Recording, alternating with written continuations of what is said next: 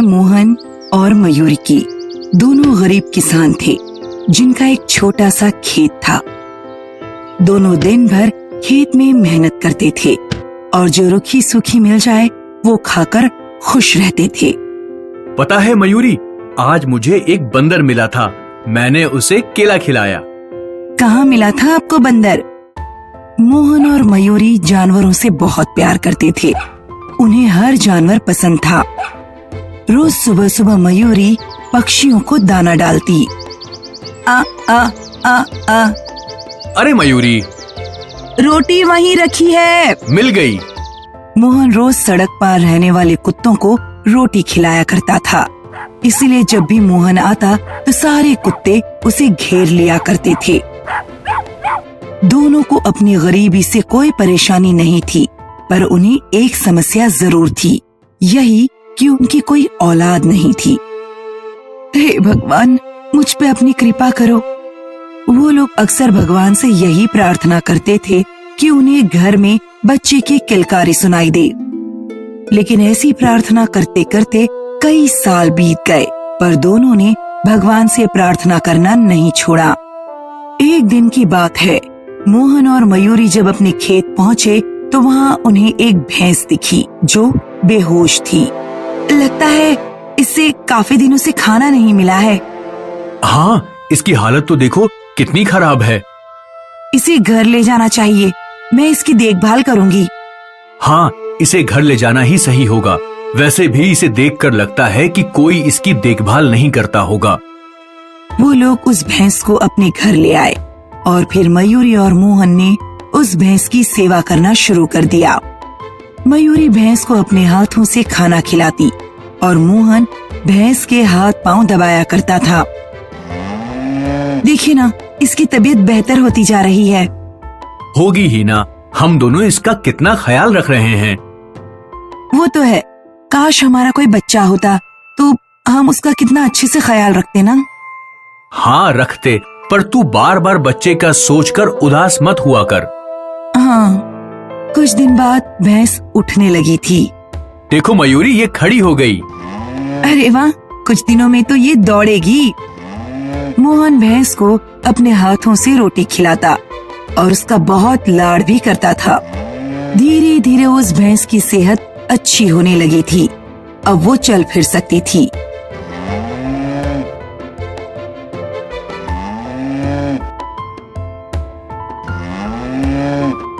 मोहन और मयूरी ने भैंस को घर के बाहर खूंटे से बांध दिया। ये बात मोहन और मयूरी को पता नहीं थी। उनकी भैंस कोई आम भैंस नहीं थी। हर रात वो भैंस एक देवी के रूप में बदल जाती थी। अगले कई दिनों तक मोहन और मयूरी ने भैंस की सेवा की। एक दिन मयूरी की सास मयूरी के पास आई। सास को मयूरी बिल्कुल भी पसंद नहीं थी, इसीलिए वो अक्सर मयूरी को खरी खोटी सुनाया करती थी। और आज भी वही हुआ। मैं अपने बेटे की दूसरी शादी करवाऊंगी। तू बांझ है, मेरा वंश आगे नहीं बढ़ा सकती। तू मर क्यों नहीं जाती? नहीं माँ, मैं दूसरी शादी नहीं करूँगा। मोहन अपनी माँ से झगड़ रहा था। ये देखकर मयूरी रो पड़ी। वो सीधे भगवान के सामने जाकर बच्चे की भीख मांगने लगी। मैं भी देखती हूँ कि कैसे दूसरी शादी नहीं करता तू। मैं दूसरी शादी हरगिज नहीं करूँगा। सोचा था कि पोता पोती को देखकर मरूंगी, पर अब नहीं लगता कि ऐसा होगा। पता नहीं इस डायन ने तुझ पर क्या जादू कर रखा है। मरती क्यों नहीं? माँ, वो मेरी पत्नी है। तुम हर बार उसे बचा ना होने के लिए क्यों कोसती रहती हो? हाँ, तुझे तो इसका लगता ही है। रिश्तेदार और आस पड़ोस वाले क्या बोलते हैं वो मुझे ही सुनना पड़ता है। तू इसकी बात सुन, कमीनी कहीं की। मोहन की माँ झगड़ा करके वहाँ से चली गई और मोहन मयूरी को समझाने उसके पास गया। तुम क्यों माँ की बात दिल पर ले रही हो? उनकी तो आदत ही है खरी खोटी सुनाने की। और मुझे यकीन है कि हमारा वंश जरूर आगे बढ़ेगा। लेकिन अगर मैं बांझ हुई तो? आप दूसरी शादी कर लीजिए। पागल हो गई हो क्या? मैं कोई शादी वादी नहीं कर रहा। मोहन मयूरी को समझाता रहा और वो लोग उसी तरह वहाँ सो गए। आधी रात को भैंस घर के अंदर आई। भैंस ने मोहन और मयूरी को जगाया।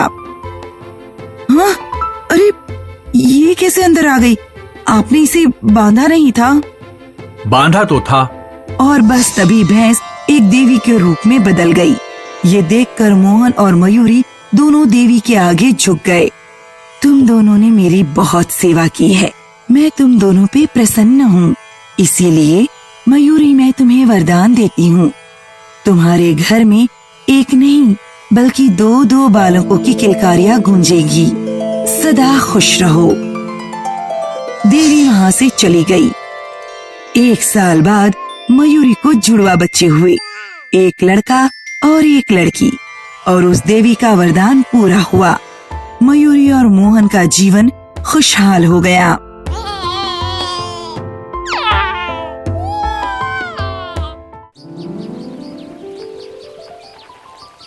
ये कहानी है चिंटू की।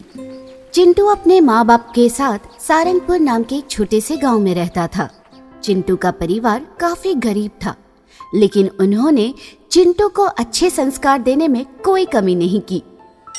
चिंटू उम्र में छोटा होकर भी काफी समझदार था और अपने घर वालों की मजबूरी को जानता था। हे भगवान, आप तो मेरे घर की हालत जानते हैं। आप कुछ ऐसा चमत्कार कर दीजिए जिससे मैं अपने माँ और बाबा की तकलीफ दूर कर दूं। चिंटू प्रसाद लेकर घर की ओर बढ़ने लगा। तभी उसे दिखाई देता है कि पेटू एक कुत्ते के एक छोटे से पिल्ले को तकलीफ दे रहा है। पेटू, ये क्या कर रहे हो? अरे अंधे हो गए हो क्या? दिखाई नहीं देता कि मैं इस कुत्ते के पिल्ले के साथ खेल रहा हूँ? रुको पेटू, उस बेचारे को तकलीफ हो रही है। पता है ना, हमारी टीचर ने क्या कहा है कि गूंगे जानवर के साथ प्रेम भाव के साथ पेश आना चाहिए। चल चल, ज्यादा लेक्चर मत झाड़। पेटू, अगर तुमने ये सब बंद नहीं किया तो मैं कल टीचर से तुम्हारी शिकायत कर दूंगा। पेटू टीचर की धमकी सुनकर रुक जाता है और वहाँ से चला जाता है। चिंटू उस कुत्ते के पिल्ले के गले में बंधी हुई रस्सी खोल देता है। लगता है तुम्हें भूख लगी है। चिंटू अपना प्रसाद उस कुत्ते के पिल्ले को खाने के लिए दे देता है। प्रसाद खाते ही कुत्ते का पिल्ला एक जिन में बदल जाता है। चिंटू उसे देखकर डर जाता है। तुम कौन हो? मैं हूँ जीन जॉनी जनार्दन। तुम्हारे अच्छे बर्ताव से मैं खुश हो गया हूँ। क्या सच में तुम जीन हो? अरे हाँ भाई, यकीन नहीं हो रहा? ये देखो मेरा आधार कार्ड। मतलब तुम सच में मेरे लिए कुछ भी करोगे? अरे हाँ, बोलो बोलो तुम्हें क्या चाहिए? चॉकलेट का पेड़, आइसक्रीम का तालाब, या फिर और कुछ? मैं तुम्हारी कोई भी 3 विश पूरी करूंगा। हाँ, पहले तो मुझे नए कपड़े चाहिए। जो हुकुम मेरे आका। अरे वाह, ये तो सचमुच का जादू है। जादू वादू कुछ नहीं होता चिंटू। देखो, अगर तुम्हारा फायदा हुआ है तो किसी का न किसी का नुकसान जरूर हुआ है। मतलब अभी तुम्हारे पास कपड़े आए हैं? हाँ। तो वहां देखो।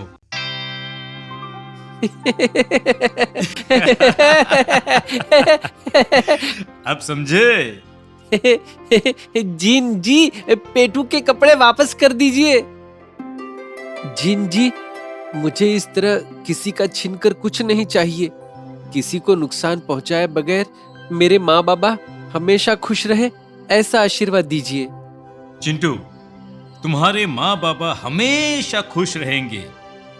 ये हो गई तुम्हारी दूसरी विश पूरी। और जब भी मेरी जरूरत हो, याद करना, मैं तुम्हारी तीसरी विश पूरी करने जरूर आ जाऊंगा।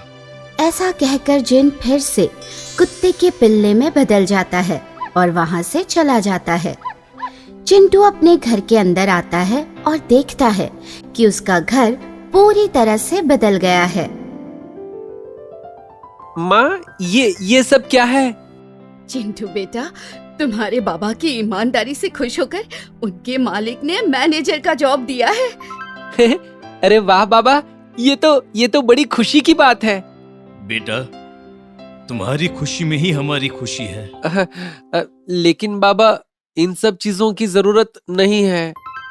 अब समझा, ये सब जिन जी ने किया है। किसने? चिंटू मंदिर से निकलने के बाद घटी सारी बात माँ बाबा को बताता है।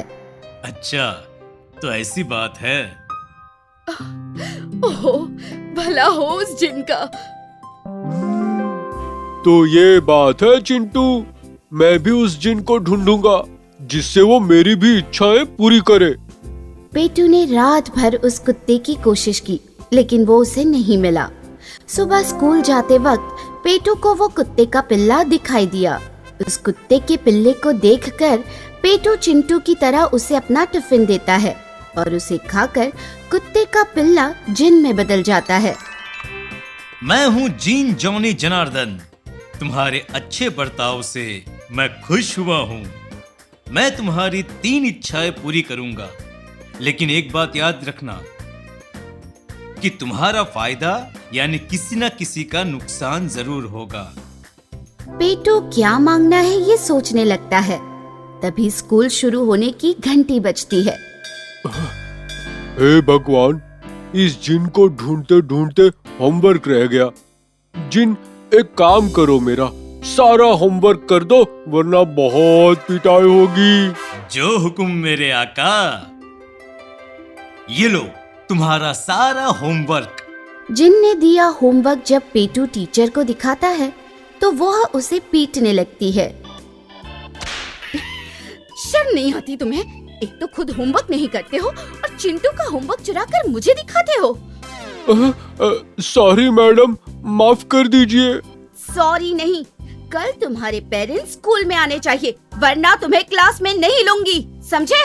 पापा स्कूल में आ गए तो बहुत पिटाई होगी।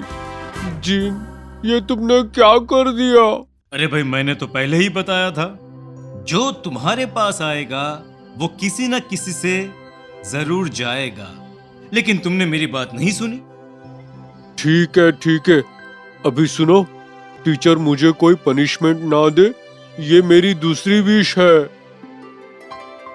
चलो बच गए, अब आखिरी विश बची है। क्या मांगू? चॉकलेट या पिज्जा या बर्गर? हाँ, मैं बहुत सारे पैसे मांग लेता हूँ जिससे मैं जो चाहूँ खरीद सकूं। हाँ, यही सही होगा।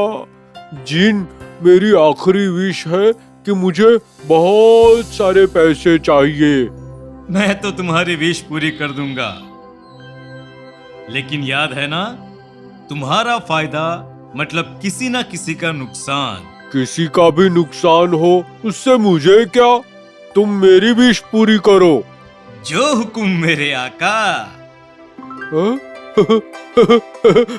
इतने सारे पैसे, इससे तो मैं जो चाहे खरीद सकता हूँ। Mister Malhotra, you are under arrest. लेकिन मैंने किया क्या है? बैंक ऑफ सारंगपुर में डाका गिरा है और हमें खबर मिली है कि लूट का सारा माल आपके घर पर है, लेकिन मैंने कुछ नहीं किया। सारे सबूत आपके खिलाफ है मिस्टर मल्होत्रा। देखिए, लेकिन मैं नहीं जानता कि ये सब कहां से आया है।